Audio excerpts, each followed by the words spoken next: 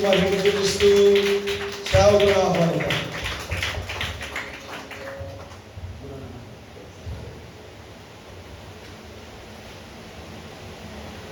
హల్లెలూయా. యేసుక్రీస్తు ప్రభువారి ప్రేమ కలిగిన నామములో అందరికీ స్తోత్రం మరియు శుభం తెలియపరుస్తూ ఉన్నాం. ఈ రెండో దిన ఉపవాస దినంలో ప్రభు మనందరినీ కూడా నూతన బలంతో ప్రభుత్వం నింపినట్లుగా ఒకసారి గట్టిగా దేవుని స్తోత్రం చేద్దాం.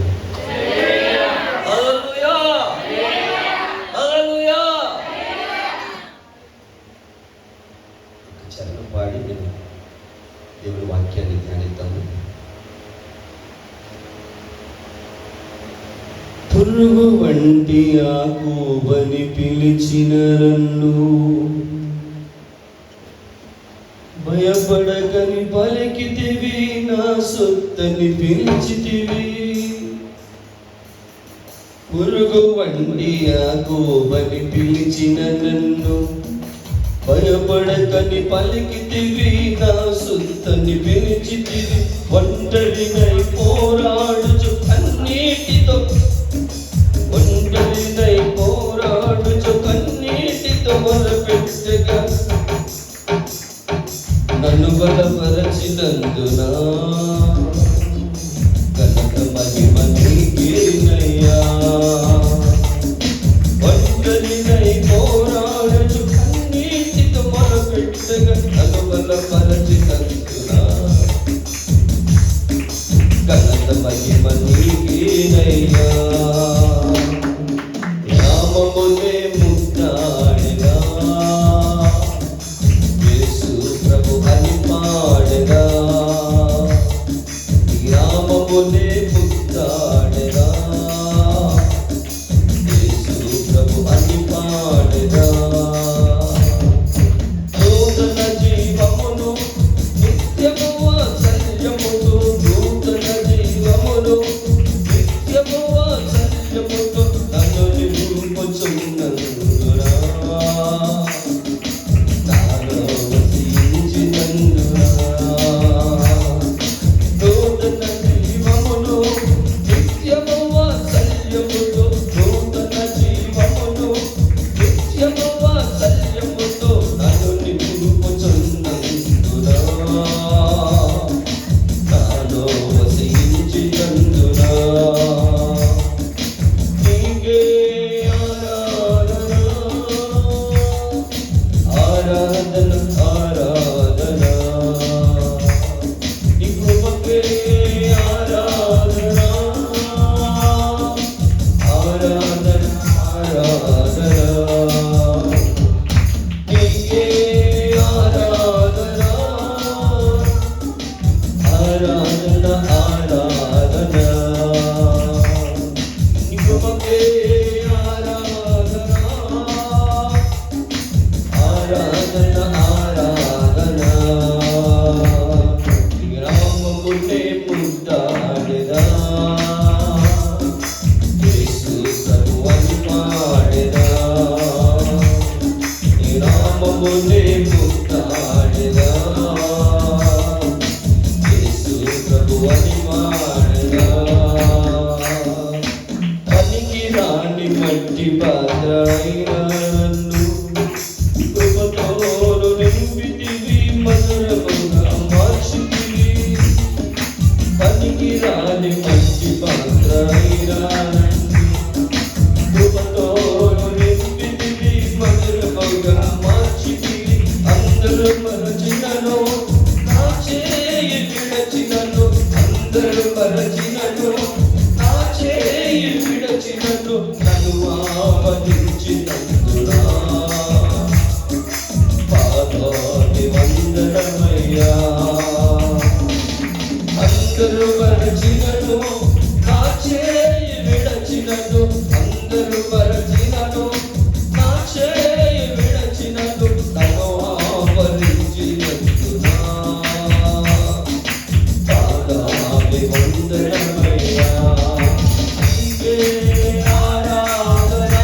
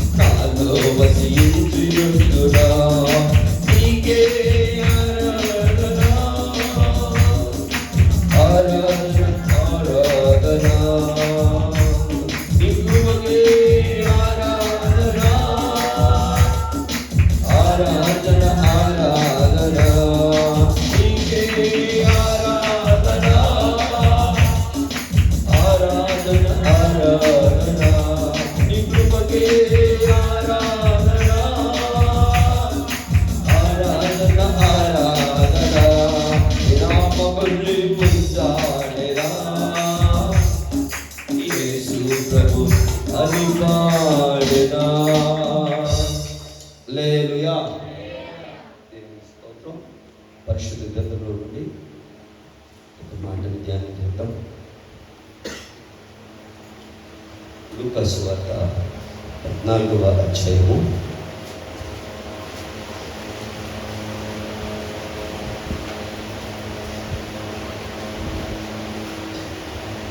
లూకా సువార్త 14వ అధ్యాయము 28వ వచనాన్ని చదువుతున్నాం. ఒక గోపురము కట్టింపగోరిన ఎడల దానిని కొనసాగించుటకు కావలసిన దానికి కొనసాగించుటకు కావలసినది తన యొద్ద ఉన్నదో లేదో అని కూర్చుండి తగులుబడి మొదట లెక్క చూచుకొనని ఎడల అప్పుడు దాని పునాది వేసి ఒకవేళ దానిని కొనసాగింపలేకపోయినందున చూచు వారందరూ ఈ మనుష్యుడు కట్ట మొదలు పెట్టను గాని కొనసాగింపలేకపోయినని అతనిని చూచి ఎగతాళి చేయసాగదు. మరియు ఏ రాజైనను మరొక రాజుతో యుద్ధము చేయబోచున్నప్పుడు తన మీదకు 20,000 మందితో వచ్చు 10,000 మందితో ఎదిరింప శక్తి తనకు కలదో లేదో అని కూర్చుండి మొదట ఆలోచింపడా శక్తి లేని ఎడల అతడు ఇంకనూ దూరముగా ఉన్నప్పుడే రాయబారం పంపి సమాధానము చేసుకొని చూచును కదా. ఆ ప్రకారమే మీలో తనకు కలిగినదంతయు విడిచిపెట్టని వాడు నా శిష్యుడు కానేరడు. హల్లెలూయా. గట్టిగా చూద్దాం. హల్లెలూయా. చదువుబడి ఈ మాటల్లో ఒక మనిషి యొక్క దేవుడు ఆ మనిషి యొక్క సామర్థ్యము, ఆ మనిషి యొక్క సామర్థ్యము, ఆ మనిషి యొక్క శక్తి, ఆ మనిషి ఇచ్చే కార్యముల గురించి, అతనికి ఉన్న సామర్థ్యాన్ని గురించి యేసయ్య ముందుగా చెప్తున్న మాట, యేసయ్య చెప్తున్న ఈ మాటల్లో ఆ మనిషి యొక్క సామర్థ్యము, శక్తి, ఆ మనిషి దగ్గర కావలసినది, ఆ చేయుటకు కావలసినది, జరిగించటకు కావలసినది, ఇది విశ్వాసికి, సేవకులకి, ప్రతి క్రైస్తవునికి కూడా ఒక తగినటువంటి సరిచూసుకునవలసినటువంటి దేవుని యొక్క ప్రత్యక్షత, ప్రకటన, ఉపదేశమైనది. హల్లెలూయా. అంటే దీని అర్థం సామర్థ్యం లేకపోతే వదిలిపెట్టేయమని కాదు, వెనుక తిరగమని కాదు. సామర్థ్యాన్ని పొందుకుంటానికి కనిపెట్టుకోవాలి. హల్లెలూయా, హల్లెలూయా. మేము ఎందుకు దయ్యాలను వెళ్ళగొట్టలేకపోయామయ్యా? మేమెందుకు ఆ యొక్క సమస్యకు ప్రార్థన చేస్తే మేము వెంటనే మీకు జవాబు వచ్చినట్లుగా మేము ఎందుకు పొందలేకపోయాము? మీరు చేసిన అద్భుతము మాకెందుకు జరగట్లేదు అని అడిగినప్పుడు యేసు ప్రభు అన్నారు, అది ఉపవాసము వల్లనే. ఆమె చెప్తాం అందరము. హల్లెలూయా. చాలా సంఘాలలో ఉపవాస దినము అంటే చాలా ఏదో సింపుల్గా ఈజీగా అలా కొనసాగుతుంది. అయితే చిన్న సంఘాలు, కొద్ది సంఘాలు వారు ఉపవాసం గురించి చాలా భారం కలిగి ఉంటారు. ఎందుకంటే వారికి దేవుని కృప కావాలి, దేవుని యొక్క శక్తి కావాలి. ఈ సంవత్సరం దేవుడు నాకు ఇచ్చిన వాగ్దానమును బట్టి నేను మీ మొర ఆలకిస్తానని దేవుడు వాగ్దానం చేసినప్పుడు, నేను వాగ్దానం పట్టుకొని భారం కలిగి ప్రార్థన చేస్తున్నప్పుడు ప్రభు నాకు ఒక మంచి చరణం ఇచ్చాడు. అదేంటంటే, పురుగు వంటి యాకోబని పిలిచిన నన్ను భయపడకని పలికితివి, నా సొత్తని పిలిచితివి. ఒంటరినై పోరాడుచు కన్నీటితో మొరపెట్టగా నన్ను బలపరచినందునా ఘనత మహిమ నీకేనయ్యా. ఒకసారి మనం ఆలోచిస్తే పురుగుకి సామర్థ్యం ఏముంటుంది? పురుగు ఏం చేయగలుగుతుంది? పురుగు వల్ల ఏమవుతుంది? ఆ పురుగు అంటే మనం ఒప్పుకుంటామా? చిన్న పిల్లగాడు కూడా ఒప్పుకోడు. అని దేవుడు యాకోబును ఎందుకు పురుగు అంటున్నాడు? పురుగు అంటే యాకోబు స్వల్ప జన్మకు ఇశ్రాయేలు, నా స్నేహితుడు అయిన అబ్రహాము సంతానమా? ఎందుకు యాకోబుని అంత బాగా యాకోబు ఆ పురుగు వంటి యాకోబు అనిపించుకుంటానికి కారణం ఏంటంటే, యాకోబుకి సామర్థ్యం లేదని తెలుసు. యాకోబు తనేమి చేయలేని వాడిని, చేతగాని వాడిని బాగా ఎరిగి ఉన్నాడు. అందుకని యాకోబు ప్రతి విషయము కూడా ఏది చేయాలన్నా సమస్తాన్ని చేయగలిగిన దేవుని మీద ఫుల్లీ డిపెండ్ అయిపోతాడు. హల్లెలూయా. బాగా అతని మనస్సు దేవుడి మీద అలా ఆధారపడిపోతుంది. చాలామంది అప్పు తీసుకున్న వాళ్ళని మనం గమనించినప్పుడు వారు వడ్డీ ఎంత అని ఆలోచించరు. ఎలాగైనా సరే ఆ వడ్డీ ఎలా కట్టాలి, అప్పు ఎలా తీర్చాలని కూడా ఆలోచించరు. వాళ్ళ దగ్గర ఎలా అప్పు తీసుకోవాలి అని. అంతబడి కాదు, చిన్న మన బిడ్డల గురించి చూసుకుందాం. తండ్రి దగ్గర మనం తీసుకోవాలని బిడ్డలు అనుకున్నప్పుడు, ముందుకోవాలనుకున్నప్పుడు అది మ్యాక్సిమము అది ఎంతైతే ఆ తండ్రిని బాగా కన్విన్స్ చేయగలుగుతారు ఆ మనసుని. ఒక మంచి మాట చెప్తాను, వాళ్ళు ఎంత కన్విన్స్ చేయగలుగుతారంటే, ఆయనేమో అనుకుంటాడు ఈ బిడ్డ ఇంత చిన్న బిడ్డ, ఆవిడ గిల్లి గిల్లి గిల్లి గిల్లి ఆయన గాలి పీల్చుకోవడం కూడా కష్టమైపోద్ది. హల్లెలూయా. గట్టిగా గాలి పీల్చుకోవడం ఊపిరాడదు వీడి దెబ్బకి.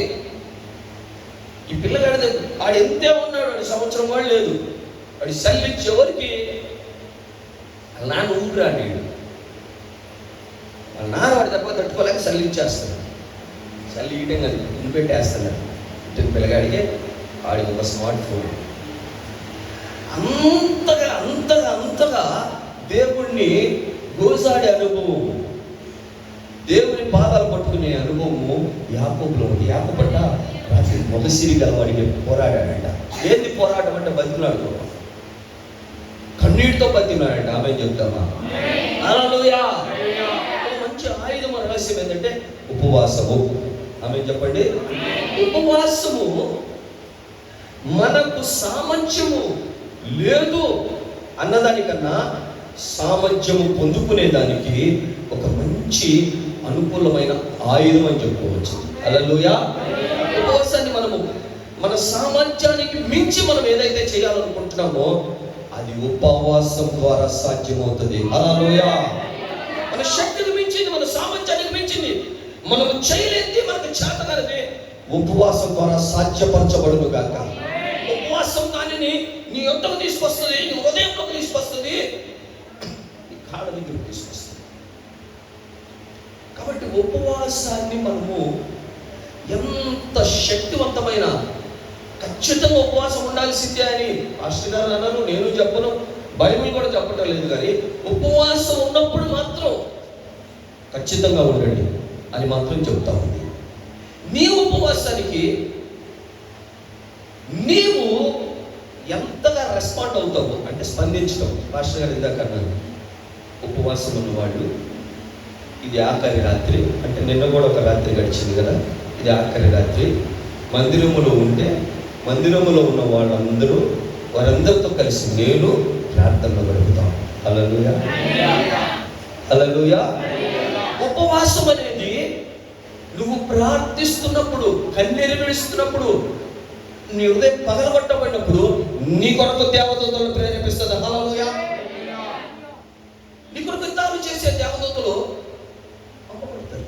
దానియేలు ప్రార్థన చేస్తూ ఉంటాడు, కంటిన్యూ అవుతుంది ఫాస్టింగ్ ప్రేయర్. 1 రోజు, 2 రోజులు, 3 రోజులు కూడా కంటిన్యూ అవుతుంది ఫాస్టింగ్ ప్రేయర్. దేవదూత పంపబడింది, దానియేలుకి తెలియదు. పంపబడిన దేవదూత యుద్ధం చేస్తూ ఉంది, సైన్యముతో కాదు, విరోధం ఉన్న శత్రు రాజు యొక్క మనస్సుతో, బుద్ధితో, స్వభావంతో. మా బిడ్డ మారలేదండి, ఏమండి మా ఆయన మారలేదండి, మారలే కానీ అయినా కూడా ప్రార్థన చేయండి. మళ్ళీ చెప్పుకోకపోతే బాగుండదు, మీరు ప్రార్థన చేయండి అంటే నీకే విశ్వాసం లేని పరిస్థితి. ఉపవాసం ఉన్నప్పుడు నీ కొరకు దేవుడు ఆ బుద్ధిని, స్వభావాన్ని, మనస్తత్వాన్ని, కఠినమైన హృదయాన్ని, వీటన్నిటిని మార్చుటకు దేవుడు యుద్ధం చేసే మిఖాయేలు దూతలు పంపును గాక. హల్లెలూయా. మంచి దర్శనము కల అది నీకు తెలియపరచడానికి దేవుడు గాబ్రియేలు దూతలు పంపును గాక. హల్లెలూయా. నీకు సహాయం చేయటకు దూతలనే కాదు, ఎవరైనా సిద్ధపరుస్తాడు. ఉపవాసం అనేది అంత శక్తివంతమైన కార్యంగా నీ కొరకు దేవుని ద్వారా క్రియ జరిగిస్తుంది. హల్లెలూయా. చాలా సంవత్సరాల నుంచి నువ్వు చేస్తున్న ప్రార్థనలు, ఉపవాసం ఉండి కూడా చేస్తున్న ప్రార్థనలు, ఎంతో బాధతో కన్నీటితో కూడా చేస్తున్న ప్రార్థనలు, నలిగిపోతూ విరిగిన హృదయంతో కృంగిపోయి కృషించిపోయి అసలు ఓపిక ఊపిరి లేనట్టుగా చేస్తున్న ప్రార్థనలు ఏమి కూడా దేవుడు కార్యం చేయనట్లుగా నీకు అనిపించచ్చు, కానీ దేవుడు నీ కార్యమును జరిగిస్తూ ఉన్నాడు. హల్లెలూయా. సిద్ధపరిచి ఉన్నాడు. హల్లెలూయా. పొరపాటున నువ్వు నా ప్రార్థనకి దేవుడు రెస్పాండ్ అవ్వటం లేదు అనుకోబాకు. నీకు దర్శనం కలలేకపోతే, నీకు ఏమాత్రము ఏ ప్రకటన, ఏ వాక్యం ద్వారా కూడా బలపరచబడకపోతే, దేవుడు నాతో మాట్లాడతలేదు, దేవుడు నాకు ఏమీ తెలియపరచట్లేదు, బయలుపరచట్లేదు, లేకపోతే ఇంకా నేను ఎంత పాపం చేశానో, నాకు ఎంత ఘోరమైన ఈ దుస్థితి వచ్చిందో అనుకోబాకు. దేవుడు నీ కొరకు ఆయన జవాబును సిద్ధపరిచాడు. హల్లెలూయా. గొప్ప కార్యాన్ని సిద్ధపరిచాడు. హల్లెలూయా.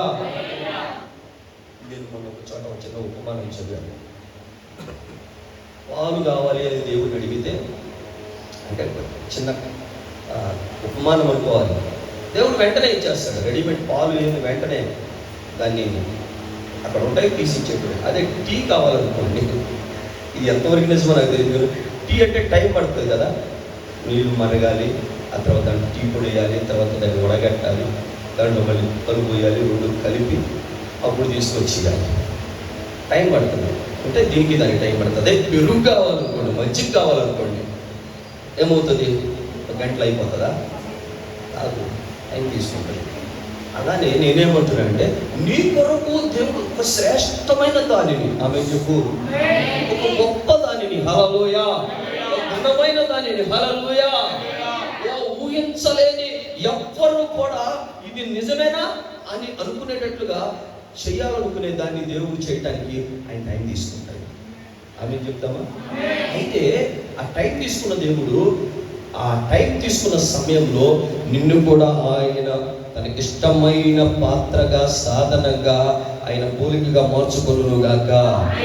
ఎందుకు టైం తీసుకుంటున్నాడు అంటే, ఆ టైంలో ఆయన నీలో ఒక సంపూర్ణత అనే కార్యం జరిగిస్తూ ఉంటాడు. అది ఏమైనా కానీ, ఎటువంటి పరిస్థితులైనా ఎటువంటి సంభవాలైనా, ఎటువంటి ఆటంకాలైనా, ఎటువంటి బలహీనతలైనా, ఎటువంటి అవమానాల నిందాలైనా సరే దేవుడికి అన్నీ తెలుసు. అవన్నీ కూడా నీ కొరకు ఉన్నతమైన, ఘనమైన, గొప్ప అద్భుత కార్యాలను చేయడం వరకే. హల్లెలూయా. కాబట్టి మన ప్రార్థన డెఫినెట్గా ఒక్కటి కూడా దేవుడు వినకుండా ఉన్నాడు. మన ప్రార్థనలన్నీ కూడా ఆయన సీరియల్గా ఆయన జరిగిస్తూ ఉన్నాడు. మనం ఒక్కసారి గట్టిగా ఉత్సాహం తెచ్చుకొని హల్లెలూయా చెప్దామా? ఇంకొంచెం ఎంత బాగా పవర్ మనలో జనరేట్ అయితే అంత బాగా మనలో దేవుని యొక్క సారూప్యత రూపించబడునుగాక. దేవుని సారూప్యత రూపించబడకుండా మనం ఉపవాసం ఉండడం వ్యర్థం. ఎంతగా మనము ఉపవాసంలో అప్పగించుకోవాలంటే మనకు తెలియకుండా మనలో కన్నీటి ఆత్మ విరిగిన హృదయము పన్నుకొని వచ్చునుగాక. మనకి చెప్పకుండానే రావాలి. హల్లెలూయా. నువ్వు ఎలా ఏడుస్తున్నావు? అసలు నీకు ఏడుపు రాదు మామూలుగా, ఈజీగా అంతా. రాత్రి ఒక్కటే ఏడుపు. యాకోబు అందరిని ఏడిపించేవాడు, మోసం చేసేవాడు. అలా దేవుని వైపు పిక్క మొక్క వేసుకొని చూస్తాడు. పిక్క మొక్కం చూడలేక దిక్కులేనడని అన్ని కార్యాలు వరుసగా జరిగించేశాడు. అటువంటి యాకోబు ఇప్పుడు ఎటు చూసినా ఆపదే. ఏం చేయాలి? కుళాయి ఇప్పినట్టు, ట్యాప్ ఇప్పినట్టుగా అతని కన్నీరు మొదలైంది. అదే విరగబడిపోయింది. దేవుని వైపు అలా చూస్తూ మొరపెడతా ఉన్నాడు. దేవుడేమో నీ స్వభావం మారాలి, నీ బుద్ధి మారాలి, నీ ప్రవర్తన మారాలి, నీ మాట తీరు మారాలి, నీ ఆలోచన విధానం మారాలి. హల్లెలూయా. ఇవన్నిటి కొరకు దేవుడు చూస్తా ఉన్నాడు. ఈయనేమో మొరపెడతా ఉన్నాడు. దీనికి కావలసిన ఆశీర్వాదం ఒకటి, దేవుడు ఎదురు చూస్తున్న ఆ మంచి స్వభావం ఒకటి.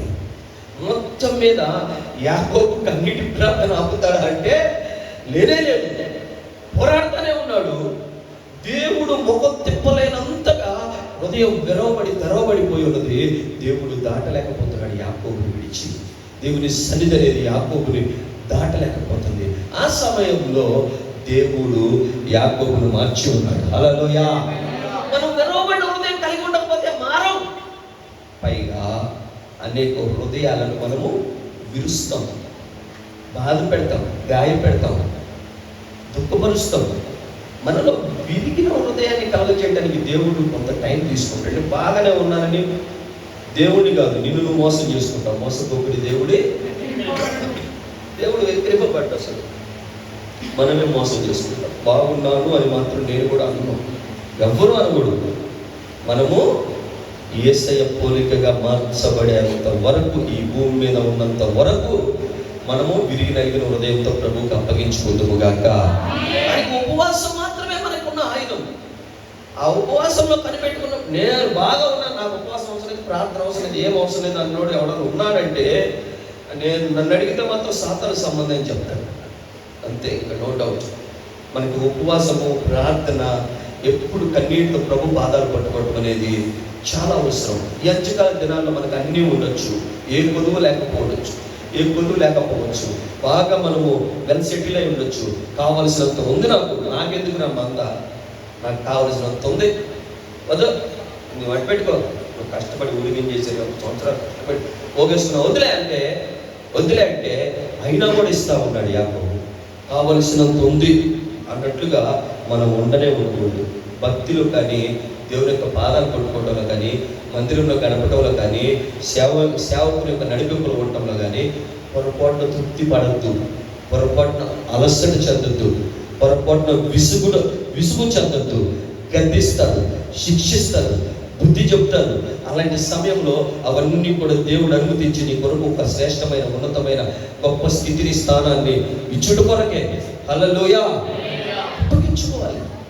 ప్రభు యొక్క శిక్షను తృణీకరించకూడదని దేవుని వాక్యం సెలవిస్తా ఉంది. ఉపవాసంలో మనం గమనించినప్పుడు ఎస్తేరు ఉన్నది 8 దినములు 3 దినములే కదా. 3 దినములు ఉపవాసం ఉంది. ఉపవాసం అంటే ఆమె యొక్క చెలిక తెలియదు తెలుసా. ఇప్పుడు మనం ఉన్నాము, ఉపవాసం అంటే ఇన్ని సంవత్సరాల నుంచి చేస్తాం కాబట్టి అందరూ మనకి సపోర్ట్గా ఉంటారు. మేము సపోర్ట్గా ఉండి ఉత్సాహంగా ఉపవాసం ఉన్నట్టు కూడా తెలియలేదక్క. అన్న ఈసారి ఏంది అసలు ఆకలి లేదు, వెలుగుగా ఉండి ప్రార్థన చేసాం, చాలా బాగుంది పండగలాగా. అని అంటారు. మొత్తం మీద ఈమె ఎవరితో అయితే ఉంటుందో ఆ చెలికత్తెలు అంతో పాటు ఉండే వాళ్ళకి ఉపవాసం గురించి, ప్రార్థన గురించి ఏమి ఐడియా లేదు. అయితే వాళ్ళందరికీ చెప్పేది ఉపవాసం ఉండాలి, ప్రార్థన చేయాలి అని చెప్పి తను ఉపవాసం గురించి 3 దినములు ప్రార్థన చేసినప్పుడు మనందరికీ తెలుసు ఆమె చేసిన ప్రార్థన ఆ రాత్రి రాజుకి, నువ్వు నిద్రపోకుండా ప్రార్థన చేస్తున్నావు, కడుపు మార్చుకొని ప్రార్థన చేస్తున్నావు, ఆ రాత్రికి దేవుడు ఆ రాజుకి నిద్ర పట్టకుండా చేస్తాడు. అంత మాత్రమే కాదు, దేవుని హస్తం వెళ్ళి ఆ రాజు చేత ఆ గ్రంథాన్ని తెరిపించి ఏ కార్యం అయితే అతని ద్వారా చేయించాలో ఆ కార్యాన్ని జరిగిస్తా ఉంది. హల్లెలూయా. ఉపవాసం నుండి రాత్రి గడుపుతున్న నీ జీవితంలో, నీ ఆత్మీయ స్థితిలో దేవుడు ఆయన నీ పని జరిగిస్తా ఉన్నాడు, నీ కార్యం జరిగిస్తున్నాడు. ఆమె చెప్పు, విశ్వాసంతో ప్రభు నీ పని చేస్తున్నాడు, నీ కార్యం జరిగిస్తున్నాడని నీవు ఆశతో, ఆసక్తితో, ఓ భారంతో నువ్వు ప్రభు కనులెత్తుదువు గాక, ఓ నోరు తెరుచుదువు గాక. నీకు ఎక్కడ ఓపిక లేకపోయినా ఓపిక తెచ్చుకొని దేవుని యొక్క ప్రేమతో నింపబడుదువు గాక. హల్లెలూయా. ఉపవాసం ఉంటే బలహీనమవుతారు, ఉపవాసం ఉంటే సైడ్ ఎఫెక్ట్స్ వస్తాయి. ఇవన్నీ కూడా కొంతవరకు అబద్ధమని నేను చెప్పను, కొంతవరకు నిజమై ఉండొచ్చు. అయితే క్రమమైన ఉపవాసం అనేది అది దేవుని యొక్క శక్తి అయినది. హల్లెలూయా. ఒక క్రమమైన ఉపవాసం, దేవుని చిత్తానుసారమైన ఉపవాసం. చాలా మంది 40 దినాలను పెట్టుకుంటారు, ఇంకో రకం ఏ రకరకాలుగా చేస్తుంటారు. మొత్తం మీద మంచిదే. అయితే 40 దినాలు ఉపవాసం ఉన్న మనిషి, 40 దినాలు ఉన్న క్రమము, ఆ తర్వాత ఏమవుతుంది? ఉపవాసాలు ఉన్నారు కదా వీళ్ళు, 40 దినాలు ఉన్న క్రమము, ఆ తర్వాత అసలు ఎందుకు వెళ్తున్నారో తెలియదు. అంటే మంచి చర్చిలు కాదు, మనోళ్ళు కూడా కొంతమంది ఉంటున్నారు, ఎందుకు వస్తుంది మంచిది, వాళ్ళు ఎందుకు వెళ్తున్నారో తెలియదు, ఎందుకు వస్తున్నారో తెలియదు, ఏం ప్రార్థన చేస్తున్నారో కూడా తెలియదు, ఎందుకు వెళ్తున్నారో కూడా తెలియదు, ఎవరి కోసం వెళ్తున్నారో కూడా తెలియదు. యేసు ప్రభు అప్పుడు సిలువ వేయబడ్డాడు, గాయాలు గుద్దాయంటే, శ్రమ పడ్డాయట, ఇప్పుడు వాళ్ళకి దుఃఖం. అంటే ఎందుకు ఈ మాట చెబుతున్నాడంటే, ఉపవాసం ఉన్నప్పుడు నువ్వు సరైన ఉపవాసంగా, అది 3 దినములే కానీ ఒక పూటే ఉండు, ఒక పూట నువ్వు ఉండి నీ కళ్ళకు ఉపవాసాన్ని పెట్టు. ఆమె చెప్పు గట్టిగా. నీ యొక్క చెవులకు ఉపవాసం పెట్టు. చెవులకు ఉపవాసం తెలుసా మీకు? ఉపవాసం ఉన్నప్పుడు కళ్ళకు పెట్టాలి, చెవులకు పెట్టాలి, ముక్కుకు పెట్టాలి, నోటికి పెట్టాలి, శరీరానికి కూడా పెట్టాలి. కదలాడు ప్రభు. అందుకనే చెప్పాడు, ఏది గదిలోకి వెళ్ళి తలుపేసుకో అంటే, గది లేదు కదండి, మేము ఎక్కడ ఉంటాం, మందిరంలో ఏముంటామండి, అందరూ ఏమంట ప్రార్థన చేస్తాం. కాదు, నీ హృదయం అనే గదిలోకి వెళ్ళి నీవు కళ్ళకి, చెవులకి, ముక్కుకి, నోరికి, శరీరానికి, ఈ పంచేంద్రియాన్ని నువ్వు కనుక ఫాస్టింగ్లో పెడితే, ఈ కనుక నీ ఆధీనంలోకి వస్తే, హల్లెలూయా, ఆటోమేటిక్గా నువ్వు దేవుని పాదాలను గట్టిగా పట్టుకోగలుగుతావు, దేవునికి అప్పగించుకోగలుగుతావు, దేవుని దగ్గర నుంచి శక్తి నీలో ప్రవహించును గాక. యెషయా మనం చదువుతాం కదా, అక్కడ రాయబడి ఉంటుంది 40:29 సొమ్మసిల్లిన వారికి బలమిచ్చువాడు ఆయనే. 40:29 యెషయా గ్రంథం. సొమ్మసిల్లిన వారికి బలమిచ్చువాడు ఆయనే, శక్తిహీనులకు బలాభివృద్ధి కలుగ చేయవాడు ఆయనే. సొమ్మసిల్లిన వారికి, శక్తిహీనులకి బలాభివృద్ధిని, బలమును ఇచ్చేవాడు ఆయనే. ఎలా? ఆ తర్వాత వచ్చిన 31 చదవండి. 31 కదా. యెహోవా కొరకు ఎదురు చూచువారు, యెహోవా కొరకే నీ కళ్ళు, నీ చెవులు, నీ ముక్కు, నీ నోరు, నీ శరీరము దేవుని కొరకు ఎదురు చూచును గాక. నువ్వు మందిరంలో ఉన్నావు కానీ నీ మనసు అక్కడ పెట్టద్దు, ఏ సమస్య మీద పెట్టద్దు, ఏ పరిస్థితుల మీద పెట్టద్దు, ఎటువంటి పోరాటాల మీద, ఆటంకాల మీద నువ్వు మనసు పెట్టద్దు. నువ్వు కనుక దేవునికి సరెండర్ చేయగలిగితే దేవుడు బలమును, బలాభివృద్ధిని కలగచేయునుగాక. ఖచ్చితంగా జయం పొందుకుంటావు, అత్యధిక జయము దేవుడు అనుగ్రహించునుగాక. హల్లెలూయా. మనం ఎలాగైతే కనిపెట్టుకో, ఎలాగైతే ఎదురు చూడాలో అలాగా ఎదురు చూస్తే, అలాగా కనిపెట్టుకుంటే దేవుడు ఖచ్చితంగా ఆయన ప్రత్యక్షతను కనపరచునుగాక. నేను ఒక జరిగిన సంభవం గురించి విన్నాను. ఆ ప్లేస్లోకి వెళ్ళాలి అంటే అది చాలా తారడి లాంటిది. ఆ ప్లేస్లో చాలా లోపల ఎటువంటి వెహికల్స్ ఏమి వెళ్ళము, నడకతోనే వెళ్తా. అయితే అక్కడ ప్లేస్ ఉందని మొత్తం ఐడెంటిఫికేషన్ అందరికి తెలిసే ఉంటుంది. అటువంటి ప్లేస్లో ఒక ప్రార్థన దొరుకుతోంది. అనాథ బిడ్డలు ఉన్నారు, చాలామంది పోషించబడతా ఉన్నారు. అటువంటి ఆ పరిస్థితుల్లో ఉన్న ఆ చోట ఒక చిన్న బిడ్డకి అవసరత ఏర్పడింది. బలహీనత, ఏదో ఒక శరీర సంబంధం. ఆ శరీర సంబంధమైన చిన్న బిడ్డకున్న బలహీనతకి ఏదో వస్తువు కావాలి. అదే సమయంలో ఆ బిడ్డకి ఆ చలికి దానికి తట్టుకోవడానికి ఒక మంచి స్వెటర్ ఇన్నర్వేర్ కావాలి. అది దాని కొరకు ప్రార్థన చేస్తూ ఉంటారు. అక్కడ ఒక విశ్వాసం కలిగిన అమ్మాయి ఉంది. ఎంత విశ్వాసం అంటే ఆ బిడ్డ మాస్టర్ గారికి ఎంత ఎంత దగ్గరగా ఉంటుందంటే, ఏ మాట చెప్పినా సరే ఆ మాట పుచ్చుకొని ఇంకా ఏమైనా అనుమానం ఉంటే అడిగేసి ప్రార్థన చేయడమే. ఎంత విశ్వాసం అంటే అంత విశ్వాసం. పాస్టర్ గారు చెప్పాడు, ఇదిగో ఇది మన బిడ్డకి ఇది కావాలి, దేవుడు ఇది మనకి మన ఏరియాకి రావాలంటే 2 నెలలు పడుతుంది అన్నమాట అనలేదు. కానీ ఇది బిడ్డకు అవసరం ఇప్పుడు కావాలి అని చెప్పి వెంటనే వెళ్ళిపోయి మనం ఇప్పుడు ఈ విషయం వరకు ప్రార్థన చేద్దాం, ఇప్పుడు నేను అన్నం పెట్టలేదు, ప్రార్థన చేద్దామని నాతో ఎవరుంటారని అడిగేసి ప్రార్థన కూటం పెట్టేది బిడ్డ. ప్రార్థన కూటం పెట్టి ప్రార్థన చేస్తూ ఉంది. ప్రార్థన ముగించేటప్పటికి దేవుడు ఇస్తాడు, వస్తుంది అని చెప్పి ప్రార్థన చేస్తూ ఉంది. మొత్తం మీద ఆయనకేం అర్థం కావట్లేదు. ఆ ఏరియాకు రావాలంటేనే అంత టైం పడుతుంది, 2 నెలలు పడుతుంది. అయితే ఆ అమ్మాయి అయితే విశ్వాసంతో ప్రభు ఇస్తున్నాడని చెప్పి కన్నీటితో ప్రభు ఇచ్చాడు అని ఎంత భారత విరిగినంత ప్రార్థన చేస్తూ ఉంది. ప్రార్థన ముగించేటప్పుడు అర్థమవుతూ ఉంటుంది కదా, పాస్టర్ గారు ప్రార్థన ముగించేటప్పుడు చాలామంది అమ్మాయి అయిపోతుంది అన్నట్టు, కొంతమంది ఇంకా క్లోజ్ ఇంకొక 2 నిమిషాలు ఒక పడితే అయిపోతుంది. అట్లా అందరికి అర్థమవుతుంది. పాస్టర్ గారు కూడా పక్కన నుండి ప్రార్థన అయిపోతుంది, బిడ్డ మరి ఇప్పుడు అడిగింది పొందుకోకపోతే అసలుగా మొండిది, ఏదైతే దేవుడు చేయాలంటది, పాస్టర్ గారు మీరు చెప్పారు ఎందుకు జరగలేదు అంటది, దేవుడు ఎందుకు ఇవ్వలేకపోయాడు అని అంటది అని ఆయన కూడా ఆలోచిస్తూ ఉన్నాడు. మొత్తం మీద ప్రార్థన ముగించి ఆమేనని చెప్పింది. దేవుడు ఇచ్చినందుకు స్తోత్రాలు చెబుతా ఉన్నారు. అక్కడ తలుపు కొట్టారు. 2 నెలల క్రితం పోస్ట్ చేయబడిందంట. ఆమేన్, హల్లెలూయా. 2 నెలల క్రితమే ఈ ఏదైతే మీరు ప్రార్థన చేస్తున్నారు అది వేరే వాళ్ళ ద్వారా ఈ ప్లేస్ పోస్ట్ చేయబడి ఉందంట. హల్లెలూయా. అబద్ధం కాదు. నేనే ఏంటి ఇంత రియల్గా దేవుడు, అంత రియల్గా నువ్వు దేవుడి మీద ఎదురు చూడగలిగితే, హల్లెలూయా, ఏ పన్ను భారం ఉండకూడదు, ఏ టెన్షన్ ఉండకూడదు, ఏంటి మీద మనకి డిస్టర్బ్, మనం పొరపాటును కూడా ఆటంకపరచకున్నట్లుగా ఫాస్టింగ్ అంటేనే అలా ఉండాలి. ఏ టెన్షన్ ఉండకూడదు, ఎటువంటి ఒత్తిడి నీ మీద పనిచేయకూడదు, ఎవరి ప్రభావం నీ మీద పనిచేయకూడదు. హల్లెలూయా. అటువంటి ఉపవాసం నీకు అదొక శక్తివంతమైన ఆయుధంగా మారునుగాక. హల్లెలూయా. కాబట్టి ఉపవాసం ఉన్నప్పుడు నీ మనస్సును నూతనపరచుకోవాలని దేవుడు కోరుకుంటా ఉన్నాడు. ఉపవాసం గురించి మనము జకర్యా గ్రంథంలో చదివినప్పుడు అక్కడ రాయబడి ఉంటుంది. జకర్యా గ్రంథంలో ఉపవాసం అనేది అందరికీ తెలిసిన మాటే, అందరూ దైవజనులు ఈ మాటను చెప్తూనే ఉంటారు. మనము జకర్యా గ్రంథం మనం చదివినప్పుడు 8వ అధ్యాయము 19వ వచనంలో,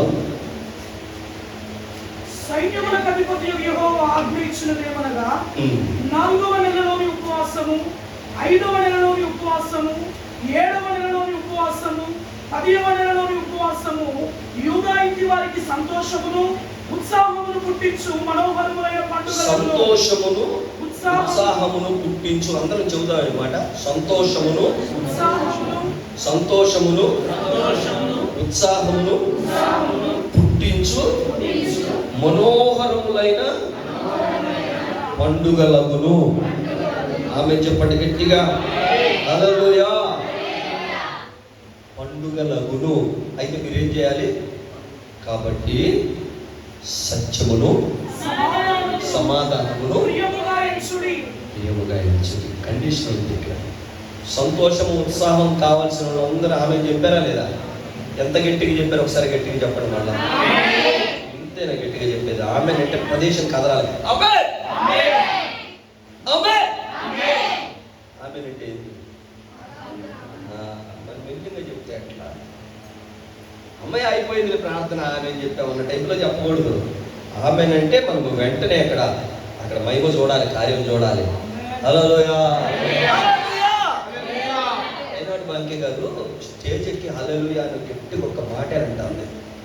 ఒక్క మాట అనగానే చేతపడి చేస్తున్న ఆ భయంకరమైన ఆ దురాత్మ శక్తులను ప్రయోగిస్తున్న వాళ్ళు ఒక్క దెబ్బకి అల్లాడిపోయారట. వాళ్ళకి వణుకు పుట్టిందట, ఊళ్ళంతా కాలిపోతూ ఉంది, గడగడలాడిపోతూ ఉన్నారట. హల్లెలూయా అంటే హల్లెలూయా ఎంత శక్తిగా చెప్పాలో చూసుకో. నీ ప్రాణాత్మ శరీరం అంతా కూడా హల్లెలూయా ఆమెన్ హల్లెలూయా ఆమెన్ సరిగ్గా చెబితే నువ్వు దేవుని యొక్క మహిమ ఖచ్చితంగా చూసుదువుగాక. హల్లెలూయా హల్లెలూయా. ఖచ్చితంగా దేవుడు చేస్తాడు. నువ్వు ఎంత పవర్తో ఉన్నావో సాతాను బాగా తెలుసు, నీకు తెలియదు. దేవుడేమో ఎదురు చూస్తూ ఉంటాడు, నువ్వేమో ఎదురు చూడక. దేవుని కొరకు ఎదురు చూస్తే ఉపవాసం 2వ దినం సాయంత్రం పూటకు వచ్చింది ఏమో ఉంటుంది, హల్లెలూయా హల్లెలూయా అంటావు ఉయ్యాల్లో ఊగినట్టుగా. అట్లా కాదు, నువ్వు చెప్పినప్పుడు అక్కడున్న ఆ ప్రదేశంలో నీకు విరోధంగా, నీ కుటుంబానికి విరోధంగా, నీ బిడ్డలకు విరోధంగా, నీకున్న సమస్యలకు విరోధంగా ఉన్న ప్రతి పరిస్థితి గడగడ వణికి ఎనగబోలుగా అలాగే అప్పగించుకోవాలి. ఉత్సాహమును ఏమంటున్నాడు, సంతోషమును ఉత్సాహమునిచ్చు మనోహరములైన. ఒకసారి ఆలోచిద్దాం, మనోహరం అంటే ఎలా ఉంటుంది? ఎలా ఉంటుంది ఉంటేనే తెలుస్తుంది మనోహరంగా. అంత మనోహరంగా ఉండాలంటే మనం ఎలాగ ఆచరించాలో చూడండి. క్రిస్మస్ పండగ ఇప్పుడు ఏదో రాబోతుంది, అది పండగనా, యేసుడు వేయించాడు కదా, అలాంటి పండగ కోసం ఉన్నప్పుడు నువ్వు ఎలాగా ఆ సంతోషమే వేరుగా ఉండాలి. హల్లెలూయా. అయితే నువ్వు అలాగ ఉంటే ఏం చేస్తావంటే సత్యమును, కాబట్టి సత్యమును సమాధానమును ప్రియముగా ఎంచుడి. నువ్వు అలా ఉండటానికి ఇక్కడ 2 విషయాలు, ఇంకా విషయాలు ఉన్నాయి. అయితే 2 విషయాలు నీకు ఫస్ట్ చూద్దాం. సత్యమును ప్రియముగా ఎంచాలంట. సత్యం గురించి మనకు తెలుసు, ఎందుకంటే మనమందరం కూడా అబద్ధానికి చెప్పాలి. అబద్ధానికి అలవాటు, కట్టుబాటు. అబద్ధం అంత కట్టుబాటుగా కలిసిమెలిసి ఆడతాము. అబద్ధానికి కట్టుబడిపోయి ఉన్నాము, అలవాటు పడిపోయి ఉన్నాము. చిన్న విషయాలకు కూడా అబద్ధికులందరూ నరకంలోనే అంటారు. అయ్యా అబద్ధం నుంచి విడిపించాయా. నాకు ఒక మామయ్య ఉన్నాడు, ఆయన హైదరాబాద్లో లాయర్, చాలా ప్రేమగా ఉంటాడు, ఎంతో మంచివాడు. అబద్ధం ఆడకూడదు మామయ్య, అబద్ధం ఆడితే మనము పరలోకం వెళ్ళము, దేవుడితో మనము మంచిగా ఉండలేము, నిలబడలేమని నేను ఈ మధ్య కాలంలో కొద్ది సంవత్సరాల క్రితం మాట్లాడి, ఏమో నేనైతే ఉండలేను, నా వల్ల కాదు. క్రైస్తవుడు కూడా ఇదే మాట మాట్లాడేట్లుకుంటున్నాడు, అబద్ధం ఆడుకున్నట్టు. అయితే దేవుడు అంటున్నాడు, బండ మీద నా సంఘాన్ని కట్టుదును, పాతాళ ద్వారములు నిలవనేరవు. ఆ సంఘం పేరేందో తెలుసా? చెప్పండి ఎవరన్నా. ఆ సంఘం పేరు సత్య సంఘం. హల్లెలూయా. సత్యానికి ఉన్న శక్తి పాతాళాన్ని, మరణాన్ని నాశనం చేసింది, ఓడిపోజేసింది. అటువంటి ఆ సత్యానికి ఉన్న శక్తికి మనం అప్పగించుకోవాలి. మనందరికీ తెలుసు, జ్ఞానే గారు తెలుసా మీకు? తెలుసు, జ్ఞానే గారు తెలిసిన వాళ్ళందరూ చాలా తెలుసా? జ్ఞానే గారు ఒకసారి నేను కలిశాను, ఒకసారి నేను మాట్లాడిన ఆయనతో, చాలాసార్లు చూశాను కదా, ఒకసారి మాట్లాడే అవకాశం దొరికిందా. ఒకసారి మాట్లాడుతున్నప్పుడు ఆయన ఎవరితో ఎక్కువ మాట్లాడు. మేము ప్రార్థనకి వెళ్ళి అక్కడ అమరావతిలో ఏరు దగ్గర ప్రార్థన చేసుకొని వస్తాం. వ్యాన్ ఆయన దగ్గరికి వెళ్తే కల్పించుకొని కదిలించి, బ్రదర్ సత్యానికి ఎవరి సపోర్ట్ అవసరం లేదు, సత్యాన్ని దేవుడు నిలబెడతాడు. హల్లెలూయా. ఇదే సమయంలో అబద్ధానికి ఎంతమంది సపోర్ట్స్ ఇచ్చినా అది నిలబడదు. మాట చెప్పేటప్పుడు నా జీవితంలో మర్చిపోలేదు. ఆయనకి ఎందుకు చెప్పాలనిపించిందో నాకు తెలియలేదు, కానీ సత్యానికి మాత్రం సపోర్ట్ అవసరం లేదు. అబద్ధానికి ఎన్ని సపోర్ట్లు, ఎవడు సపోర్ట్ ఇచ్చినా అది కోలక తప్పదు. ఇంతకీ సత్యాన్ని ప్రియంగా ఎంచుకోవటము అనేది ఏంటంటే, అసలు ఈ సత్యం అనే దాన్ని ఎఫెసీ పత్రిక మనం చదివినప్పుడు దేనితో పోల్చి ఉన్నారంటే సత్యం అనే గట్టి అని మనం చదువుతాం. సత్యం అనే గట్టి అంటే చెప్పండి, ఆడవాళ్ళ భాషలో చెప్పాలంటే నడిపట్టు అని చెప్పచ్చు, మగవాళ్ళ భాషలో చెప్పాలంటే బెల్ట్ అని చెప్పచ్చు, బెల్ట్ అని చెప్పచ్చు. ఈ నడికట్టు కట్టే వాళ్ళు ఎలా కడతారు చెప్పండి ఒకసారి అమ్మా, ఎలా కడతారు? నడికట్టు ఎలా కడతారమ్మా? నడుమును కడతారు, కరెక్టే. ఎలా కడతారంటే టైట్గా గట్టిగా కడతారు. ఎందుకు? భవిష్యత్తులో నడుము వంగిపోకూడదు, బలహీనత అనేది కలగకూడదు. ఆ నడుము అనేది సరిగ్గా లేకపోతే మనిషి వంగబడిపోతే ఇంకా లైఫ్ అంతా కూడా వంగపడతాము. అందుకని మొత్తం మీద అయితే మీకు ఒక ప్రాముఖ్యమైన విషయాన్ని చెప్తాను. సైన్యంలో ఆర్మీ, నేవీ, ఇంకా ఎయిర్ ఫోర్స్ వీటిల్లో ఉండే ఆ ట్రైనింగ్ ఇచ్చే వీళ్ళు ఉంటారు కదా, ట్రైనింగ్కి వెళ్ళేవాళ్ళు, వాళ్ళు జాయిన్ అయినప్పుడు వాళ్ళని, నేను కూడా ఎన్సీసీలో ఉన్నాను. ఆ ట్రైనింగ్లో ఉన్నప్పుడు ఆ బెల్ట్ ఇంతలా ఉంటుంది కదా బెల్ట్. ఆ బెల్ట్ పెట్టుకున్నప్పుడు వాళ్ళ ముందు ఉండే కెప్టెన్ వచ్చి చూస్తాడు బెల్ట్ సరిగ్గా పెట్టాడా లేదు, పెటాలని కొడతాడు పొట్ట మీద ఒకటి. కొట్టినప్పుడు ఆ బెల్ట్ కనుక లూజ్గా పెట్టుకుంటే చెయ్యి లోపలికి వెళ్తుంది కదా, అప్పుడు పనిష్మెంట్ ఇస్తారు. అందుకని వాళ్ళు ఎంత టైట్గా పెడతారంటే మనమైతే పెట్టలేము అసలు. అట్లా ఒకవేళ పెట్టినా కూడా కాసేపు ఉంటుంది, మనకి లోపల ఏముందని బయటకు వచ్చేస్తుంది. అంత ఘోరంగా ఉంటుంది, అంత టైట్గా. ఎందుకు అంత టైట్గా బెల్ట్ ఎందుకు పెడతారు అని అంటే అంత గట్టిగా వాళ్ళు నిలబడాలి. హల్లెలూయా. ఎంత గట్టిగా బెల్ట్ పెడితే వాళ్ళు అంత గట్టిగా నిలబడతారు. హల్లెలూయా. సైనికులు నిలబడేటప్పుడు కానీ నడిచేటప్పుడు కానీ చూడండి ఎలా ఇలా వెళ్తూ ఉంటారు. మీరు ఎప్పుడైనా మార్చి చూసారా? మన దాన్ని ఏమంటారు, ఆగస్ట్ 15 జరుగుతుంది. మీరు గమనించండి, మొత్తం ఇలా వెళ్తూ ఉంటాయి, ఇలా వెళ్తున్నట్టు, ఇలా వెళ్తున్నట్టు, ఇలా వెళ్తున్నట్టు. హల్లెలూయా. ఎందుకంటే అంత స్టిక్గా, అంత గట్టిగా ఉండేటట్లుగా నడికట్టు ఉంటుంది. అంటే ఆ సత్యాన్ని అంత గట్టిగా నువ్వు కలిగి ఉన్నప్పుడు దేవుడు నీ మనస్సు అనే నడుముని, ఆ నడికట్టుని, ఆ సత్యాన్ని దేవుడు ఆయన ఆ ఉపదేశ సత్యాన్ని స్థిరపరుస్తాడు. హల్లెలూయా. నీ జీవితంలో ఎటువంటి పరిస్థితి వచ్చినా కూడా నువ్వు కదల్చబడని స్థితిలో వెళ్తావు. వాన గురిసెను చెప్పండి, వాన గురిసెను, వరదలు, తుఫాను, గాలి, వాన, ఇంకా అన్ని ఏదైనా వచ్చి ఆ ఇల్లు మీద కొట్టినప్పుడు ఏం జరిగింది? ఈ గట్టిగా లేకపోయినందువల్ల దాని పాటు పెద్దదైంది. మనం గట్టిగా సత్యం మీద నిలబట్టుకు అప్పగించుకుందుము గాక. హల్లెలూయా. మనము ఆ సత్యం యొక్క శక్తిని మనం చూచుటకు ఆ సత్యానికి అప్పగించుకోవాలి. ఫస్ట్ ఎవరైతే అప్పగించుకుంటారో వారిని మాత్రమే దేవుడు అటు రీతిగా నిలబెట్టి నడిపించును గాక. అందుకని దయచేయడానికి పోరాడే తాను నిలుచుచున్నానని తలంచుకున్నవాడు పడకుండా ఎలా చూసుకోవాలి? బెల్ట్ టైట్ చేసుకోండి.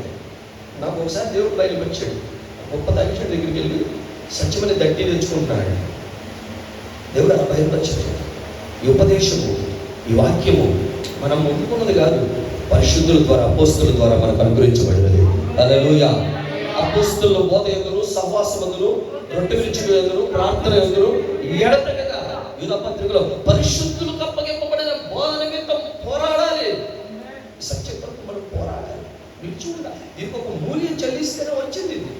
అపోస్తులు, ప్రవక్తలు దీనికి ఒక మూల్యం చెల్లించారు కాబట్టి మనకు అప్పగించబడింది. అప్పగించబడిన బోధ ఇది. ఈ బోధలో నువ్వు ఎంత గట్టిగా నిలవబడటానికి అప్పగించుకుంటే అంతగా దేవుని యొక్క శక్తి నీలో నిలుచునుగాక, నిలుచునుగాక, ఈ సంఘంలో నిలుచునుగాక. డెఫినెట్ గా నా బిడ్డల మారను, నా భర్త మారను, నా కార్యాలను అనుకుంటానికి లేదు. ఏ క్షణంలో అయినా సరే దేవుడికి పడుకో, ఏదైనా చేయటకు ఓకంగా దాన్ని చేయటకు సిద్ధంగా ఉన్నాడు. హల్లెలూయా. సత్యం అనేది గట్టి పట్టుకో, సత్యానికి గట్టిగా అప్పగించుకోవాలి. ఆ తర్వాత మనం ఆ 2:5 గురించి తెలుసు. నీతి అను మైమరుపు అని చదువుతాం. నీతి అను మైమరుపు అంటే, మైమరుపు అన్న మాటకి మనకు అర్థం కాదు, కానీ యెషయా గ్రంథంలోకి వెళ్తే నీతి అను కవచం అన్న మాట కనపడుతుంది. 59:17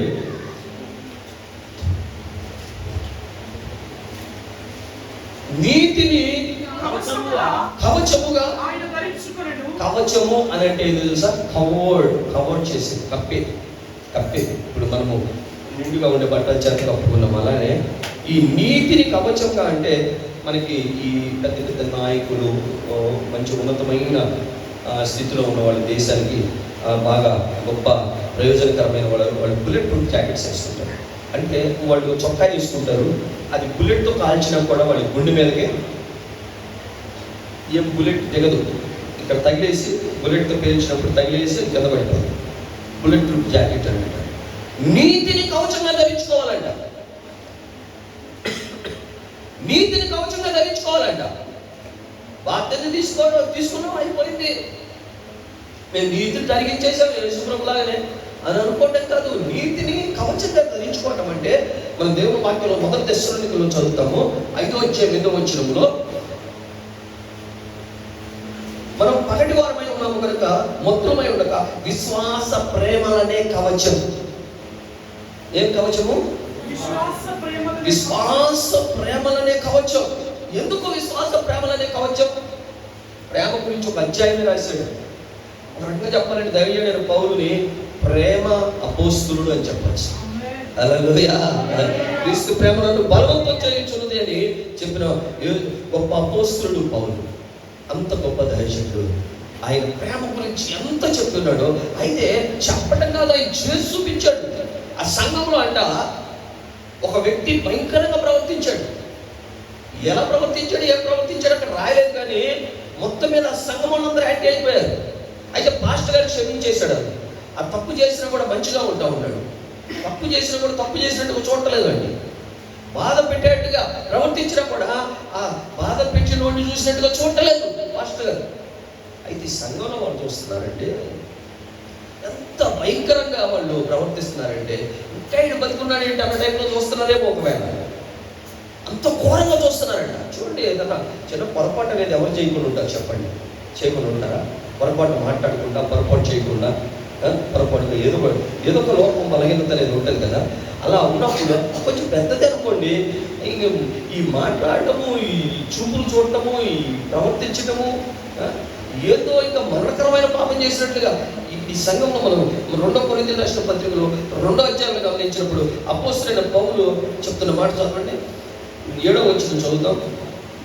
కనుక మీరు ఇక వారిని శిక్షింపగా ఆదరించుకు మంచిది. ఒకవేళ వాడు అత్యధికమైన దుఃఖములో మునిగిపోవును. చచ్చిపోతాడు అనవసరంగా. వాడు చచ్చిపోతాడు. మీరు కాకలు అవ్వకూడదు. సాతాను వాడిని ఏం చేస్తుందో అపవాది తంత్రములలో మనం ఎరగని వారు ఉంటాము. నేనేమైనా క్షమించి ఉంటే చదవాలి 11వ వచనం. సాతాను మనల్ని మోసపరచుకున్నట్టుగా మీ నిమిత్తం క్రీస్తు సముఖమునందు క్షమించుచున్నాను. హల్లెలూయా. అంటే అంత భయంకరంగా ప్రవర్తించిన వాళ్ళు కూడా క్షమించాలంటారా పాస్టర్ గారు అని అంటే? క్షమించాలని దేవుని వాక్యం సెలవిస్తా ఉంది. విశ్వాస ప్రేమలనే కవచం, నీతి అనే కవచము. ప్రేమ ఎక్కడ ఉంటుందో చెప్పండి? అరే, మీ అమ్మ మీద నీకు ఎంత ప్రేమ, మీ నాన్న మీద ప్రేమ, మీ నాన్న మీద మీ అమ్మ మీద ప్రేమ అంటే వాడు అంటాడు ప్రేమ ఇక్కడి నుంచి చూపిస్తాడంటాడు. గుండెకి ఎక్కడ ఉంది కావాలి, ఇక్కడి నుంచి చెప్తాడు. వాడు పొట్టోడు ఎంత ఉండడు. కరెక్ట్గా చెప్పు ఎవరంటే ప్రేమ అంటే వాడు టకామని చెబుతాడు. మా నాన్న అంటే తడుకోమని చెబుతాడు. బడ్జెట్ ఆగిపోద్ది, రావాల్సి రావు, వాడికి అన్నీ తెలుస్తుంది, వెంటనే చెప్పేస్తాడు. అలానే ఈ యొక్క ప్రేమ, ఇక్కడ ఉండే ప్రేమ ఇక్కడే కదా ఉండేది. అందరికి ఇక్కడే పారేసుకుంటుంది. ఇక్కడే పని హిమాలయ ప్రేమలన్నీ. ఈ ప్రేమనే కవచాన్ని దేని కొరకు? సంఘములో కప్పుకో, సంఘములో కలిగి ఉండు. ఎక్కడ పడితే ఎక్కడ పని హిమాలయానికి ఆటికి వీటికి ఈ మధ్యకాలంలో తెక్కల ప్రేమలన్నీ ప్రారంభమైనవి. ఎక్కడ లేని ప్రేమలు అంటాయి. సంఘ జీవాలు, సహజీవాలు, రకరకాల జీవాలు సర్వనాశనం అయిపోతున్న పరిస్థితుల్లో మనం ఉన్నాము. మన ప్రేమ అది దేవుని ప్రేమ వంటి, యేసుక్రీస్తు ప్రేమ వంటి ప్రేమగా ఉండాలి. సాతాను తంత్రాన్ని జయించే ప్రేమగా ఉండును గనుక. హల్లెలూయా. ఎఫెసీ సంఘం గురించి ప్రకటన గ్రంథంలో మనం చదివితే, నీ మీద ఒక నేరం మోపుతున్నాను, మొదట నీకుండిన ప్రేమ, మొదట నీకుండిన క్రియలు లేవు అని అంటాడు. నీ క్రియలు నేను ఎరుగుతున్నాను పై మాట మాట్లాడతాను. అంటే దాని అర్థం ఏంటంటే మంచి క్రియలు ఉన్నాయి కానీ ఇంకనూ ఆ క్రియల్లో కొరత. ప్రేమ ఉన్నది, ఆ ప్రేమలో కొరత ఉంది, కొదువు ఉంది, లోటు ఉంది, వెలుతుంది. దాన్ని భర్తీ చేయండి. హల్లెలూయా. నీ ప్రేమ పరిపూర్ణమైనదిగా ఉండును గాక. హల్లెలూయా. అసలు ఒక మాట ఆలోచించాలంటే, మనము దేవుని ప్రేమ పొందుకుంటానికి పాత్రలుగా మనం లోపల ఏం పెట్టుకుంటాము, ఎలా ఆలోచిస్తాము, అయినా కూడా యేసే మనల్ని ఎలా ప్రేమిస్తాడు తెలుసా? అందుకని ఈ సంవత్సరం నేను నూతన జీవమును నిత్యము వాత్సల్యముతో, ప్రతి దినము కాదండి వాత్సల్యత, నిత్యము వాత్సల్యముతో నన్ను నింపుచున్నందున. ఈరోజు మనం చేసిన తప్పులన్నిటినీ ప్రభు కనుక ఒక్కసారి చూస్తే లెక్క, రేపు పొద్దున మనం ప్రేమించడం కాదు, రేపు పొద్దునే మనం ఏదో ఒకటి చేసేయాలి. కానీ ఈ రోజు మీద కన్నా కూడా రేపు మన దేవుడికి మన మీద ప్రేమ ఎక్కువ అవుతుందండి. ఎందుకంటే ఈ తప్పులు కూడా భరిస్తాను, ప్రేమ దోషాలు కప్పున్నాడు ఎందుకని చెప్పాడు. హల్లెలూయా. అటువంటి ప్రేమను మనం కలిగి ఉండాలి. ప్రేమ యొక్క సంపూర్ణత అది ఒక కవచంలాగా ఉండాలి మన హృదయంలో. ఈ ప్రేమించడంలో తప్ప మరి దేనిలోనూ అప్పు ఉండగడి అని అంటాడు. అంటే ప్రేమించడంలో నువ్వు ఏముండాలి? అప్పు ఉండాలండి, అప్పు ఉండాలి. ఎంత ఉంటే అంత మంచిది. హల్లెలూయా. నేను మా అయ్యగారి దగ్గర నేర్చుకుంటా ఉంటాను, ప్రేమిస్తూ ఉంటాను. ఈ ఉపవాసానికి పిలిచారు, కానీ మొట్టమొదట ఆయన నన్ను పరిచయం చేసింది దేవుడు ఉపవాస ప్రార్థన. హల్లెలూయా. మైక్ లేదు, ఏమీ లేదు ఆయనకి. సౌండ్ పెడితే ఇదన్నీ చెప్పి అక్కడ పడుతుంది. ఎంత మహిమగా జరిగిందంటే, ప్రార్థన జరగకూడదని సాతాను అప్పుడు దాడి చేసింది. కానీ నిజంగా ప్రార్థన అంతా కూడా చాలా ప్రభావంతో. మైక్ పెట్టాము, అయినా కూడా మైక్ తీసుకోవడానికి, ఎందుకంటే మైక్ కంటే టాప్ నోరు అది. హల్లెలూయా. ఆ రోజు ప్రార్థన ఫుల్ హై పిచ్లో జరిగింది. ఆ తర్వాత దేవుడు కొన్ని సంవత్సరాలు గడిచినాయి, అన్నోళ్ళు ఎంతో ప్రాణంగా ప్రేమగా నిలబడి భారం వహించిన వ్యవహారంగా దేవుడు మందిరం కట్టించాడు. హల్లెలూయా. దేవునికి మహిమ కలుగునుగాక. ప్రేమ అది ఒక కవచం అంట. మొదటి దశలోనికులు 5వ అధ్యాయం 8వ వచనం అంటాడు, విశ్వాస ప్రేమలనే కవచాన్ని మీరు ధరించుకోవాలని చెప్తా ఉన్నాడు. ఒకళ్ళొకళ్ళు ప్రేమించుకుంటారు, కానీ చిన్న తేడా వస్తే ఏంటి? యేసు ప్రభు దగ్గర ఉన్నప్పుడు కూడా వాళ్ళు ఎప్పుడు కూడా ఈ విషయం గురించి చర్చించుకుంటున్నారు. కావాలి యేసు ప్రభు చెప్తారు, 7 సార్లు తప్పు చేసి 7 సార్లు క్షమించాలి, మారిపోతే 7 సార్లు కూడా ప్రేమించాలంట. సరిగా ఏం చేస్తాం? యేసు ప్రభు గారు చెబుతుందని పేరు ఒప్పుకున్నాడు. ఆ తర్వాత మళ్ళీ ఇంకో స్వార్థం ఉంది. 7 సార్లు అని చెప్పావు బోధకుడా, 7 సార్లు అని చెప్పావు, 7 సార్లు క్షమిస్తే సరిపోతాడు. 70 ఏళ్ళ బోధ, ఈసారి 70 ఏళ్ళ మాను క్షమిస్తే సరిపోతా అంటే, అరే పరలోకానికి రావాలని ఉందా లేదా నీకు అసలు అంటాడు. హల్లెలూయా. అంటే ప్రేమ చూడు. అగాధ సముద్ర జలములైన ఈ ప్రేమను అర్పచాలముగా, ఈ ప్రేమ నీకై విలపించుచు ప్రాణము ధార కోయుచునే, ఈ ప్రేమ నీకై విలపించుచు ప్రాణము ధార కోయుచునే, సిలువలో ప్రేరాయే నీ కొరకే, సిలువలో ప్రేరాయే యేసు నిన్ను పిలుచుచునే. హల్లెలూయా. సేవ ప్రారంభించే ముందు, అంటే నేను ప్రారంభిస్తానంటే నాకు పిలుపు ఉంది, ఏర్పాటు ఉంది, ఎలా ప్రారంభిస్తాను ఏమి తెలియనిస్తాను. తెలుగులో అందరూ ప్రార్థన చేసుకున్నప్పుడు ఒక సహోదరి ప్రవచనం చెప్పింది, రెఫరెన్స్ చెప్పి ప్రవచనం చెప్పింది. గలతీయులకు రాసిన పత్రికలో అది గలతీయులకు రాసిన పత్రికలో ప్రేమ వలన కార్యసాధకము విశ్వాసమే నీకు ప్రయోజనకరము అన్నమాట. చూడండి, గలతీయులకు క్రీస్తు సున్నతి పొందుటయందు సున్నతి పొందుకోకపోవటం ఏమీ లేదు, కానీ 5:6 యేసుక్రీస్తు నందుండు వారికి సున్నతి పొందుట ఎందేమీ లేదు, పొందకపోవట ఎందేమీ లేదు, ప్రేమ వలన కార్యసాధకము విశ్వాసమే ప్రయోజనకరము. మాట మాట్లాడండి. సేవ ప్రారంభించే ముందు ఎందుకు మాట్లాడాడో నాకు తర్వాత అర్థమైంది.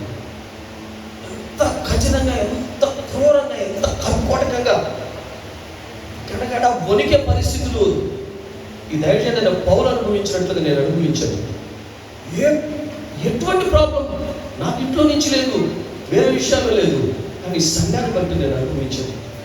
నాకు వచ్చిన దర్శనాలు, ఆ దర్శనాలను బట్టి గడగడ వణుకుతా నేను బయటకు వచ్చేసి నిద్రపోకుండా వచ్చి ఆ బయట కూర్చున్న రోజులు ఉన్నాయి. దేవుడు భయపరిచిన దాన్ని బట్టి. అయితే ప్రేమ చెప్పిన ఈ మాటలు బట్టి ఆ ప్రేమ వల్ల కార్యసాధకము విశ్వాసమే. అంత భరించి, అంత తట్టుకొని, అంత అణుచుకొని తిరిగి మరలా ప్రేమ చూపుటకు అంత భారం వహించడానికి పరిశుద్ధాత్ముడు ఆ ప్రేమతో వెంటాడుతూ ఉన్నాడు. హల్లెలూయా. ఎందుకు చెప్పాడా దైవజనుడైన పౌలు ఈ మాట ఎందుకు చెప్పాడా గలతీ సంఘస్థులకు? తర్వాత నాకు అర్థమైంది. హల్లెలూయా. ప్రేమ అనే కవచాన్ని కలిగి ఉండు. ఇంట్లో కూడా మనం చూడండి, ఈ ప్రేమ అనే దానికోసం ప్రపంచం అంతా తగతగలాడిపోతుంది. క్రైస్తవుడి దగ్గర మాత్రం ఇది ఫుల్ ఇష్టం అనమాట. ఎంత కావాలంటే అంత దొరుకును కాదు. ఎందుకంటే మన దేవుడు పాడమంటే సర్వకృపానిధి అని పాడతాం. దాంట్లో ప్రేమ ఉందని తెలుస్తుంది. ఆ ప్రేమ ఉంటే అన్ని ఆశీర్వాదాలు నీ అమ్మడే పడతాయి. సర్వోత్తమమైన మార్గాన్ని మీకు తెలియపరుస్తున్నాను. అదేమిటి? ప్రేమ. హల్లెలూయా. అంత ప్రేమతో నువ్వు నిండుకుంటే ఆశీర్వాదాలన్నీ నీ వెంట ఉంటాయి. అంత భయంకరమైన మనుషులు కూడా క్షమించుటకు ప్రేమతో నింపబడుతువు కాక. హల్లెలూయా. అటువంటి శక్తి ప్రేమ పొంది అది నీకు ఒక మార్గము, ఆశీర్వాదానికి, ఆరోగ్యానికి, అద్భుతానికి, గొప్ప కార్యాలు పొందుకుంటానికి మిక్కుటమైన ప్రేమ అంట. హల్లెలూయా. యేసు ప్రభువును ప్రేమిస్తాను, పాస్టర్ గారిని ప్రేమిస్తాను, ఈయన ఎందుకు ప్రేమించాలండి, దాన్ని ఎందుకు ప్రేమించాలండి, అట్టెందుకు ప్రేమించాలి, ఇట్లాంటి వాడు కూడా ప్రేమిస్తారంటే ప్రేమించుడి ఆ మార్గం. క్రీస్తు ప్రేమ మమ్మును బలవంతం చేయించున్నది. హల్లెలూయా.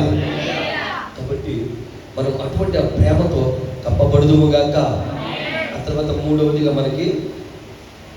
మూడవదిగా సమాధాన స్వార్థ వలనైనా సిద్ధ మనసు అనే జోడు. మాస్టర్ గారు టైం అంతా చెప్పాడు, నాకు గుర్తులేదు. అయిపోయింది కదా. ఒక మాట చెప్తున్నాను. హల్లెలూయా. నేను స్వార్థకు సంబంధించిన సమాధానం చెప్పలేదు, కానీ మనందరికీ తెలిసిన సమాధానం